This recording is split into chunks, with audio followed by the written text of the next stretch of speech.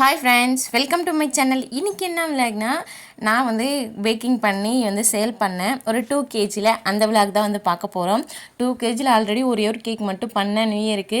அதுக்கப்புறம் எந்த கேக்கும் இல்லை பெருசாக. ஒரு ஒரு 1 kgயில் மட்டும் பார்த்திங்கன்னா 2-3 டைம் செஞ்சுருந்தேன். இன்றைக்கி வந்து பார்த்திங்கன்னா 2 kgயில் 2 டயரில் வந்து பண்ண போகிறேன். அந்த வீடியோ தான் வந்து பார்க்க போகிறேன். எனக்கு வந்து பார்த்திங்கன்னா இந்த ஆர்டர் வந்து வெள்ளிக்கிழமை ஈவினிங்காக கொடுக்கறதுக்காக வந்து வியாழக்கிழமை காலையிலே தான் வந்து சொல்லியிருந்தாங்க. யாரும் இல்லை, என்னுடைய பெரியம்மா பொண்ணு அவங்க பையனுக்கு தான் பர்த்டே. அவங்க வந்து லாஸ்ட்டாக வந்து பெரிய அக்கா வந்து அவங்க பொண்ணு பர்த்டேக்கு வந்து வாங்கியிருந்தாங்க, நல்லா இருக்குன்னு சொல்லிட்டு. இந்த டைம் வந்து அவங்க சின்ன அக்காவுடைய பையனுக்கு வந்து பர்த்டே, அதுக்காக வந்து கேட்டிருந்தாங்க. க்ரீம்லாம் வந்து பார்த்திங்கன்னா நான் வந்து வீட்டில் ஸ்டாக்லாம் வச்சுருக்கிறது இல்லை. இவனுக்கு வந்து எப்போயாச்சும் ஒரு மாதத்துக்கு ஒரு டைமோ 2 மாதத்துக்கு ஒரு டைம் வந்து ஆர்டர் வருது. அதனால் வந்து பார்த்திங்கன்னா வேணும்னு சொன்னால் தான் வந்து பார்த்திங்கன்னா போயிட்டு வாங்கிட்டு வருவேன். ஒரு ஈவினிங்காக வந்து வியாழக்கிழமை ஈவினிங்காக தான் போயிருந்தேன் கடைக்கு. நானும் பாப்பாவும், தம்பி தான் ஊரில் இருக்கான்ல, அதனால் நானும் பாப்பா தூக்கிட்டு நானே போயிட்டேன். ஹஸ்பண்ட் வந்து காலையிலே 9 மணிக்கு ஆஃபீஸ் போனாங்கன்னா நைட்டு 9:30க்கு தான் வருவாங்க. அதனால் வந்து சரி நம்மளே போயிட்டு வந்துடலாம், கடை க்ளோஸ் பண்ணிவிடுவாங்களோன்னு சொல்லிட்டு நானே போயிட்டு கொஞ்சம் திங்ஸ் எல்லாம் வந்து பேக்கிங் தேவைப்பட்டுச்சு, அதெல்லாம் வந்து வாங்கிட்டு வந்துட்டு எல்லாத்தையும் எடுத்து வச்சுட்டு, அதுக்கப்புறம் முட்டை வந்து பார்த்திங்கன்னா இப்போ வந்து நான் வந்து ஒரு 1.5 கிலோ ஸ்பாஞ்சுக்கு தான் வந்து பார்த்திங்கன்னா ரெடி பண்ணிகிட்ருந்தேன். ஸ்பாஞ்சு வந்து மொத்தமே 1.5 கிலோ. அதுக்கப்புறம் நம்ம க்ரீம் அது இதுன்னு போட்டால் எப்படி இருந்தாலும் வெயிட் வந்து ஒரு 2.25 கிலோவுக்கு மேலேயே வந்து போயிடும். அதனால் சரின்னு சொல்லிட்டு 1.5 கிலோ ஸ்பாஞ்சு மட்டும் ரெடி பண்ணிகிட்டு இருந்தேன். 1.5 கிலோ ஸ்பாஞ்சுக்கு வந்து பார்த்திங்கன்னா 15 முட்டை வந்து எடுத்திருக்கேன். 15 முட்டை, அப்புறம் வந்து 1/2 கிலோ சர்க்கரை. இப்போ வந்து நான் வந்து ஃபஸ்ட்டு முட்டை எல்லாத்தையும் வந்து தனித்தனியாக வந்து உடைச்சி வந்து சேர்த்தேன். ஒரு டைம் வந்து முட்டை என்னாச்சுன்னா 2 முட்டை உடைச்சிட்டேன். 3வது முட்டை உடைக்கும் போது அழுவி இருந்துச்சு. அதுலேருந்து கொஞ்சம் பயம்தான், முட்டை உடைக்கும் போதே எங்கே அழுவி போயிருக்குமோன்னு சொல்லிட்டு அந்த 3 முட்டையுமே வேஸ்ட் பண்ணுற மாதிரி ஆயிடுச்சு. அதனால் இப்போலாம் தனித்தனியாகவே உடைச்சி பார்த்து சேர்த்துக்கிறது முட்டை எல்லாத்தையும் உடைச்சதுக்கப்புறமா வந்து ஒரு டைம் வந்து பீட் பண்ணிவிட்டேன். ஒரு நிமிஷம் வந்து பீட் பண்ணிவிட்டு அதுக்கப்புறமா கொஞ்சம் கொஞ்சமாக சுகர் வந்து ஆட் பண்ணி பீட் பண்ணிவிட்டேன். சுகர் வந்து பார்த்திங்கன்னா சீக்கிரமே வந்து கரைஞ்சிரும், அது ஒரு பெரிய பிரச்சனையாக இருக்காது. இந்த எக்கு வந்து பார்த்திங்கன்னா நல்லா ஒரு தோசை மாவு கன்சிஸ்டன்சி வரணும், அந்த அளவுக்கு வந்து நல்லா பீட் பண்ணிகிட்ருக்கேன். ரொம்ப நேரம் இந்த பீட்டர் வந்து பார்த்திங்கன்னா இது பிராண்டு இது இல்லை, சாதா இது. அதனால் ரொம்ப நேரம் ஒன்று பீட் பண்ணுற மாதிரியே இருக்கும். பீட் பண்ணிகிட்டே தான் இருந்தேன். கிட்டத்தட்ட ஒரு 10 நிமிஷம் எக்கு மட்டுமே நான் பீட் பண்ணுவேன். அதுக்கப்புறம் இந்த ட்ரை இன்க்ரீடியன்ட் சேர்த்து அது ஒரு 10 நிமிஷம் பீட் பண்ணுற மாதிரி இருக்கும். அதுக்கப்புறமா வந்து பார்த்திங்கன்னா கொஞ்சம் கொஞ்சமாக சர்க்கரை வந்து சேர்த்து பீட் பண்ணதுக்கு அப்புறமா இந்த கேக் ஜெல் மெத்தடில் தான் நான் வந்து பண்ணிகிட்ருக்கேன். இப்போ பிளெயின் பாஞ்ச் இருக்குல்ல, அந்த ப்ளம் கேக், அது நான் கேக் ஜெல் இல்லாமல் வந்து நான் செஞ்சிடுவேன். இது வந்து எனக்கு அவ்வளோவும் தெரியாது. கேக் ஜெல் போட்டால் தான் வந்து எப்படி வந்து நல்லா வந்து எனக்கு சாஃப்டாக கிடைக்கும். அதனால் நான் வந்து கேக் ஜெல் மெத்தடில் தான் வந்து செஞ்சிட்ருந்தேன். நல்லா வந்து பீட் பண்ணிவிட்டேன் ஒரு 10 நிமிஷம் முட்டை மட்டும். அதுக்கப்புறமா வந்து பார்த்திங்கன்னா இது வந்து மைதா வந்து ஒரு 300 கிராம் எடுத்திருக்கேன். அது கூடவே வந்து ஒரு 2 ஸ்பூன் பேக்கிங் பவுடர் வந்து சேர்த்துட்டேன். அப்புறம் ஸ்ப்ரிங் சாப் சால்ட், இது எல்லாத்தையும் சேர்த்து ஜலிச்சு வந்து எடுத்து வச்சுருந்தேன். அந்த மாவு தான் வந்து கொஞ்சம் கொஞ்சமாக சேர்த்து இது வந்து நம்ம வந்து அப்படியே வந்து ஃபுல்லாகவும் வந்து சேர்த்துடலாம். இந்த பவுல் வந்து பார்த்திங்கன்னா ரொம்பவே குட்டியாக இருந்துச்சு. அதனால் வந்து பார்த்திங்கன்னா கொஞ்சம் கொஞ்சமாக வந்து சேர்த்து நான் வந்து மிக்ஸ் பண்ணிகிட்ருந்தேன். இந்த மெத்தடில் பண்ணாலுமே வந்து பார்த்திங்கன்னா கட்டி எதுவுமே வராமல் சூப்பராக வந்து பீட் பண்ணலாம். அதனாலையும் வந்து பார்த்திங்கன்னா கொஞ்சம் கொஞ்சமாக சேர்த்து பீட் பண்ணிகிட்ருந்தேன். நடுவில் வந்து பார்த்திங்கன்னா பாப்பா வேறு, தம்பி வேறு இல்லையா, தம்பி இருந்தாலும் ரொம்ப டிஸ்டர்பன்ஸாக தான் பண்ணுவான். பாப்பா தனியாக வேறு இருந்துக்கிட்டு என்னை ஒரே டார்ச்சர் பண்ணிகிட்டு இருந்தா. அவள் ஃபோன் கொடுத்தனா வந்து கொஞ்சம் பார்த்துட்டு உட்காந்துட்ருப்பா. ஃபோன் வந்து நான் வீடியோ எடுத்துகிட்டு இருந்தேன், நான் ஒரு ஃபோன் தான் வச்சுருக்கேன். அதனால் வந்து ரொம்ப டிஸ்டர்ப் பண்ணிகிட்டே இருந்தேன். அவகிட்ட பேசிக்கிட்டே பண்ணுறதுக்கே ஒரு 1/2 hour ஆகிடுச்சு. பேட்டர் ரெடி பண்ணுறதுக்கே எல்லாத்தையும் எடுத்து வச்சுட்டு மெஷர்மெண்ட் பண்ணி தான் வந்து நான் வந்து கேக் செய்வேன். எனக்கு வந்து அப்படியே இந்த கை அளவுலாம் தெரியாது, கப் அளவும் தெரியாது. மெஷர்மெண்ட் பண்ணி தான் வந்து பார்த்திங்கன்னா கேக் செய்ய தெரியும் எனக்கு.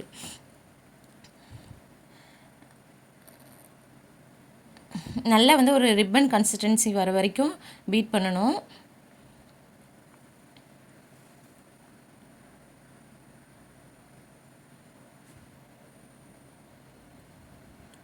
நான் கேக்ஸ் கடையில் வாங்கி சாப்பிடும் போதெல்லாம் என்ன நினைப்பேன்னா, இவ்வளோ ஒரு சிம்பிளாக இந்த கேக்குக்கு இவ்வளோ ரேட்டா அப்படின்னு சொல்லிட்டு நினைப்பேன். ஆனால் நம்ம வந்து எந்த ஒரு விஷயமே வந்து நம்ம வந்து செய்யும் போது தான் அதனுடைய வேல்யூ தெரியுது. இந்த யூடியூப் கூட ஸ்டார்ட் பண்ணும்போது வீடியோ தானே எடுத்து நம்ம அப்லோட் பண்ண போகிறோம் அப்படின்னு தான் ஸ்டார்ட் பண்ணேன். ஆனால் இதுக்குள்ளேயும் போய் அதை எடுத்து எடிட் பண்ணி வாய்ஸ் கொடுத்து போடும்போது தான் அதனுடைய கஷ்டம் என்னன்னு சொல்லி தெரியுது. நிஜமாகவே எந்த ஒரு வேலையுமே ஈஸியானது இல்லை. எனக்கு நல்லாவே அது வந்து புரிஞ்சிடுச்சு. இந்த பேட்டர் வந்து பார்த்திங்கன்னா கிட்டத்தட்ட ஒரு எக்கு மட்டுமே ஒரு 10 மினிட்ஸ் பீட் பண்ணிவிடுவேன். அதுக்கப்புறமா வந்து இந்த ட்ரை இன்க்ரீடியன்ட்க்கும் சேர்த்து அது ஒரு 10 மினிட்ஸ் ஆகும் எனக்கு. அப்புறமா வந்து ஃபைனலாக ரிப்பன் கன்சிஸ்டன்சி வந்ததுக்கப்புறமா இந்த வந்து வெனிலா எசன்ஸ் வந்து ஒரு 1.5 டீஸ்பூன் எடுத்து வச்சுருந்தேன். பைனாப்பிள் எசன்ஸ் வந்து ஒரு 1/2 டீஸ்பூன். அப்புறம் ஆயில் வந்து பார்த்திங்கன்னா ஒரு 15 ml வந்து எடுத்து வச்சுருந்தேன். எல்லாத்தையும் சேர்த்து ஒரு டைம் மிக்ஸ் கொடுத்தாவே போதும். லைட்டாக வந்து ஒரே ஒரு டைம் மிக்ஸ் பண்ணேன்னா அவ்வளோதான், ரெடி ஆகிடுச்சி. செம்ம வாசனையாக இருக்கும். வீடு ஃபுல்லாக அன்றைக்கி ஒரு 2 நாளைக்கு அந்த கேக் ஸ்மெல்லே தான் வந்துட்டுருக்குமே. எனக்கு வந்து ரொம்ப பிடிக்கும் அந்த கேக்கெலாம். எப்போ பேக்கரி போனாலுமே இந்த கேக் தான் வந்து வாங்கி சாப்பிடுவேன். என்ன சொல்கிறது, அம்மா ஏதாச்சும் வேணுமாண்டி அப்படின்னு சின்ன வயசில் கேட்டால் கூட எனக்கு கேக் தான் வேணும்னு சொல்லுவேன். அந்த அளவுக்கு கேக் வந்து எனக்கு அவ்வளோ பிடிக்கும். நம்மளுடைய ஓடிஜி வந்து பார்த்திங்கன்னா எப்பயாச்சும் ஒரு டைம் தான் வந்து நம்மளுக்கு குக் பண்ணுற வேலை இருக்குது. அதனால என்ன பண்ணுவேன்னா, வீட்டுக்கு வந்து பார்த்திங்கன்னா எலி தொல்லையும் இருக்குது. அதனால் வீட்டுக்குள்ளவே இல்லை எலி, வெளியிலேருந்து தான் வருது. அதனால் என்ன பண்ணுவேன்னா, எடுத்துகிட்டு போயிட்டு பேக் பண்ணிவிட்டு உள்ளே வச்சுருவேன். ரூம்குள்ளே எடுத்துகிட்டு போயிட்டு வச்சுட்டு கதவை க்ளோஸ் பண்ணிட்டு அங்கெல்லாம் வந்து எலி போகிறதுக்கு வழி இல்லை. இங்கே வந்து நம்மளுடைய கிச்சனில் வந்து பார்த்திங்கன்னா கொஞ்சம் ஸ்பேஸ் இருக்குது. மேலேருந்து மொட்டை மாடியிலேருந்து வர மாதிரி அந்த மழை தண்ணி வர்றதுக்காக ஒரு வந்து பழுப்பு ஒன்று வச்சுருக்காங்க. அதில் வெய்யாலே வந்து வந்துடுது. அதுக்கப்புறமா டின்னு வந்து பார்த்திங்கன்னா இது வந்து நான் இங்கேவே வாங்கின டின்னு தான். ஊர்லேயே இங்கே திருவண்ணாமலையிலே வாங்கினேன். ஆனால் எனக்கு வந்து பார்த்திங்கன்னா அது வந்து அந்த பெரிய டின் வந்து ஒரு 10 இன்ச்சு இருக்கும். 10 இன்ச்சு இருக்காது, ஒரு 9 இன்ச்சில் இருக்கும்னு நினைக்கிறேன். அது வந்து பார்த்திங்கன்னா ஒரு 1.5 கிலோ செய்யறதுக்கு கரெக்டாக இருக்கும். இது வந்து பார்த்திங்கன்னா ஒரு 1/2 kg டின்னு. இது வந்து 5 இன்ச் டின்னு சொல்லுவாங்கள்ல, அந்த டின்னு. இது ரெண்டுத்துலேயும் பட்டர் ஷீட் போட்டு என்கிட்ட வந்து பார்த்திங்கன்னா இதுக்கு வந்து இந்த வனஸ்பதி டால்டா தான் யூஸ் பண்ணுவாங்க டின்னில் அப்ளை பண்ணுறதுக்கு. நான் இன்றைக்கி வரைக்குமே நெய் தான் வந்து அப்ளை பண்ணிகிட்ருக்கேன். இன்னும் நான் வந்து பார்த்திங்கன்னா கேக் செய்ய ஸ்டார்ட் பண்ணதுலேருந்தே அந்த டால்டா வந்து இன்னும் கடையில் போய்ட்டு பர்ச்சேஸ் பண்ணவே கிடையாது. வீட்டில் நெய் இருக்கும், அதையே அப்ளை பண்ணிக்கலாம், எப்போயாச்சும் ஒரு டைம் தானே பண்ணுறேன்னு சொல்லிட்டு பண்ணிப்பேன். மெஷர்மெண்ட் பண்ணி தான் வந்து பார்த்திங்கன்னா பேட்டர் வந்து எடுத்துகிட்டு இருந்தேன். ஏன்னா அப்போ தானே நம்மளுக்கு கேக் வந்து ரெடி பண்ணுறதுக்கு கரெக்டாக இருக்கும். அதனால் இந்த டின்னுமே வந்து பார்த்திங்கன்னா கொள்ளலை. இது வந்து கரெக்டாக நமக்கு வந்து குக் பண்ணி வரும்போது டின்னு ஃபுல்லாக வந்துடும், 3/4 பங்கு சேர்த்தாவே. அதனால் வந்து பார்த்திங்கன்னா இந்த 2 டின்லேயும் வந்து சேர்த்துட்டு மீதி வந்து கொஞ்சம் இருந்துச்சு, ஒரு 200 கிராம் கிட்ட. அது வந்து வேறு ஒரு டின்னில் சேர்த்து அதில் வந்து டூட்டி ஃப்ரூட்டி போட்டு ப்ளெயின் கேக்காக சாப்பிட்லாம், பாப்பாவுக்கு கொடுக்கலான்னு சொல்லிட்டு வேக வச்சுட்டு இருந்தேன். ஃபஸ்ட்டு வந்து பார்த்திங்கன்னா ஓடிஜியை நான் ஃப்ரீ ஹீட் பண்ணிட்டேன். ஒரு 10 மினிட்ஸ் ஃப்ரீ ஹீட் பண்ணாவே போதும். இந்த கேக் வந்து பார்த்திங்கன்னா கிட்டத்தட்ட எனக்கு 1 ஹவருக்கு மேலே ஆகும் குக் பண்ணுறதுக்கு. ஏன்னா இது வந்து ஒரு இந்த ஸ்பாஞ்சே வந்து பார்த்திங்கன்னா ஒரு 120 கிராம் வந்து ஸ்பாஞ்சு ஒன்று வச்சுருக்கேன். ஒன்று வந்து பார்த்திங்கன்னா ஒரு 500 கிராம் ஸ்பாஞ்சு வச்சுருக்கேன். அதனால் வந்து ரொம்பவே வந்து டைம் ஆகும். கிட்டத்தட்ட வந்து பார்த்திங்கன்னா இந்த ஸ்பாஞ்ச் எனக்கு ரெடி ஆகிறதுக்கு 1 மணி நேரம் 10 நிமிஷம் ஆச்சு. இது வந்து இந்த ரவுண்டு ஸ்கொயரில் இருக்கிறது தான் வந்து பார்த்திங்கன்னா 2 டயரில் வந்து நான் வந்து பண்ண போகிறேன். ஸ்கொயரில் இருக்கிறது ப்ளெயின் கேக்காகவே வந்து சாப்பிட போகிறோம். ஒரு ஸ்டிக்கு எடுத்து அதுக்குள்ளே வந்து விட்டு பார்த்தீங்கன்னாவே தெரியும் கேக் வந்து எந்த அளவுக்கு வந்து ரெடி ஆகிருக்குன்னு சொல்லிட்டு. மாவு ஒட்டி வந்துச்சுன்னா வேகாமல் இருக்குன்னு அர்த்தம், ஒட்டாமல் வந்துச்சுன்னா வெந்துருச்சுன்னு அர்த்தம். நல்லா வந்து பார்த்திங்கன்னா இந்த பெரிய டின்னில் இருக்கிறத சூப்பராக ஸ்பாஞ்சு வந்து நல்லா மெதுன்னு இருந்துச்சு. பால் மாதிரி இருக்கணும்னு சொல்லுவாங்க. நம்ம வந்து அமுக்குனா திரும்ப ரிட்டன் வரணும், அந்த மாதிரி தான் எனக்கும் வந்து கிடச்சிருந்துச்சு.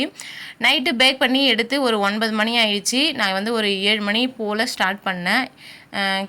கிட்டத்தட்ட ஒரு 9-9:30 கிட்ட ஆயிடுச்சு. அப்போ தான் வந்து பார்த்திங்கன்னா பேக் பண்ணி முடிச்சுட்டு எடுத்து ஒரு காட்டன் துணி போட்டு மூடி ரூமுக்குள்ளே வச்சுட்டு நான் தூங்கிட்டேன். காலையில் ஏஞ்சி ஹஸ்பண்ட் வந்து லஞ்ச் எல்லாம் செஞ்சு முடிச்சதுக்கு அப்புறமா தான் வந்து பார்த்திங்கன்னா காலையிலே ஒரு 9 மணிக்காக வந்து பார்த்திங்கன்னா செய்ய ஸ்டார்ட் பண்ணேன். கிட்டத்தட்ட மதியம் வந்து ஒரு 12 மணி 12:30 போல் ஆகிடுச்சு இதை ஃபினிஷ் பண்ணி எடுத்து வைக்கிறதுக்கு. அவ்வளோ சாஃப்டாக சூப்பராக இருந்துச்சு ஸ்பாஞ்சி. நிஜமாவே எனக்கு வந்து என்ன சொல்கிறது, நான் வந்து இந்த செய்யக்கூடிய கேக் வந்து நல்லா இருக்கணும், டேஸ்ட்டாக இருக்கணும்னு சொல்லணும்னு சொல்லிட்டு தான் வந்து பார்த்திங்கன்னா ஒன்று ஒன்றுமே வந்து பார்த்து பார்த்து பண்ணிகிட்ருப்பேன். ஏன்னா எனக்கு பெருசாலும் எந்த ஆர்டரும் கிடையாது. அதனால் இருக்கிறத வந்து நல்லா செஞ்சு கொடுக்கணும் டேஸ்ட்டான்னு சொல்லிட்டு தான் வந்து நினச்சிக்கிட்டு செய்வேன். இது வந்து பார்த்திங்கன்னா 3 லேயராக இந்த ஸ்பாஞ்சை வந்து கட் பண்ணி எடுத்துக்கிட்டேன். எனக்கு வந்து பார்த்திங்கன்னா இன்னும் பர்ஃபெக்டாக வந்து கட் பண்ண வரலன்னு தான் நான் சொல்லுவேன். ஏன்னா கொஞ்சம் லைட்டாக வந்து கிராஸ் பண்ணிட்டேன். அதனால் கொஞ்சம் கிராஸ் ஒரு சைடில் வந்து தின்னாகவும் ஒரு சைடில் திக்காகவும் வந்து இருந்துச்சு. சுகர் சிரப்பும் வந்து பார்த்திங்கன்னா சுகர் வந்து எடுத்துகிட்டு சுகர் வந்து 1க்கு 2 வந்து வாட்டர் மிக்ஸ் பண்ணணும்னு சொல்லுவாங்க. அந்த மாதிரி எடுத்து வச்சுருக்கேன் சைடில். அந்த பவுலில் வந்து பார்த்திங்கன்னா சுகர் சிரப்பு தான் இருக்குது. நான் வந்து என்னுடைய கேக்கில் சுகர் சிரப்பு கூட வந்து பார்த்திங்கன்னா நிறைய சேர்க்க மாட்டேன். ஏன்னா இந்த குழந்தைங்க சாப்பிடும் போது வந்து தொண்டெல்லாம் கரகரன்னு ஆகிடும், சீக்கிரமாக வந்து கோல்ட் ஆகிடும். அதனால் வந்து சுகர் சிரப்புமே ரொம்ப ரொம்ப கம்மியாக தான் சேர்ப்பேன். இந்த மொத்தமே இந்த 2 kg கேக்குக்கே வந்து பார்த்திங்கன்னா ஒரு 200 ml தான் வந்து சுகர் சிரப்பே வந்து சேர்த்தேன். இதுவும் சேர்க்கலன்னா வந்து டேஸ்ட் வந்து மாறிடும். அதனால் எந்த அளவுக்கு சேர்த்தாவே கரெக்டாக இருக்கும்னு சொல்லிட்டு அவ்வளோதான் எடுத்து வச்சுருந்தேன்.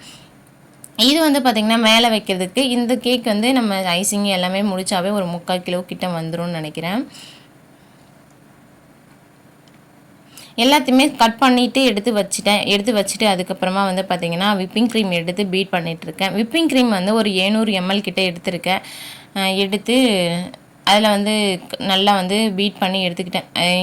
இது என்ன ஃப்ளேவர்னால் ஃபஸ்ட்டு வெண்ணிலா ஃப்ளேவர் தான் வந்து பண்ணிகிட்ருக்கேன்.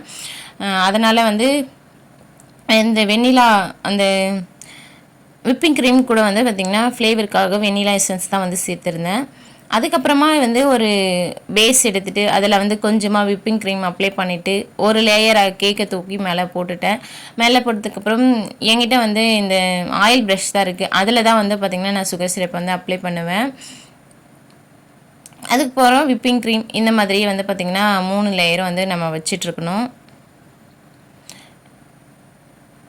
கொஞ்சமாக டேஸ்ட்டுக்காக வந்து பார்த்திங்கன்னா நான் வந்து ஸ்ட்ராபெரி க்ரஷும் வந்து கொஞ்சம் சேர்த்துக்கிட்டேன். இந்த மாதிரியே 3 லேயரும் இப்போ வந்து நான் வந்து அடி லேயர் வந்து தான் அடியில் வச்சுட்டேன். அதுக்கப்புறமா வந்து பாட்டம் லேயர் வந்து தூக்கி மேலே வந்து வச்சுருக்கேன்.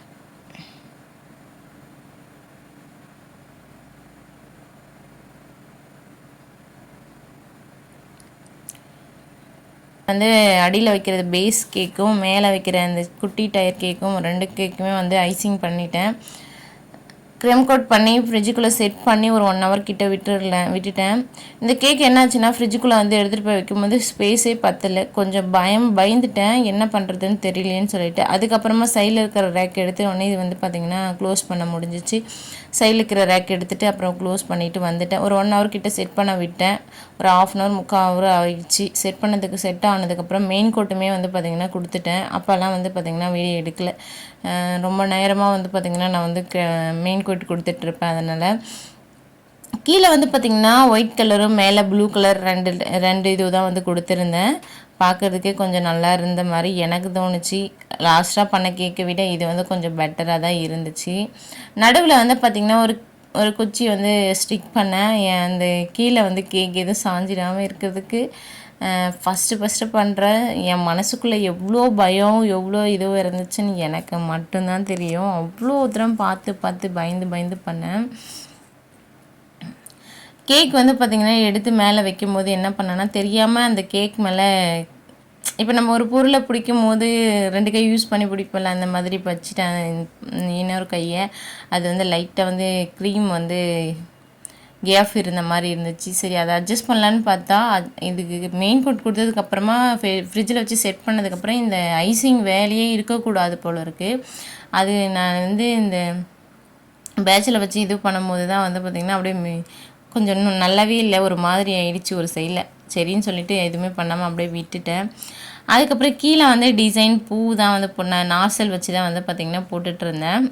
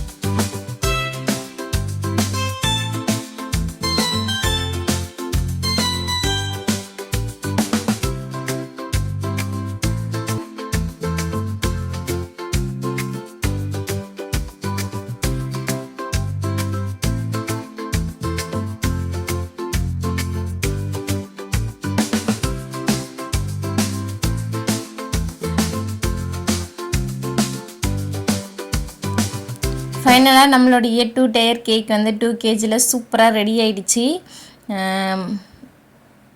எடுத்துகிட்டு போயிட்டு ரெடி பண்ணி ஃப்ரிட்ஜுக்குள்ளே செட் பண்ணிட்டேன். மேலே வந்து பார்த்திங்கன்னா ஹாப்பி பர்த்டே அந்த ஸ்டிக்கர் வந்து வச்சுருந்தேன். இப்படி தான் இருந்தது. இந்த விலாக் உங்களுக்கு பிடிச்சிருந்தா ஒரு லைக் பண்ணுங்கள்.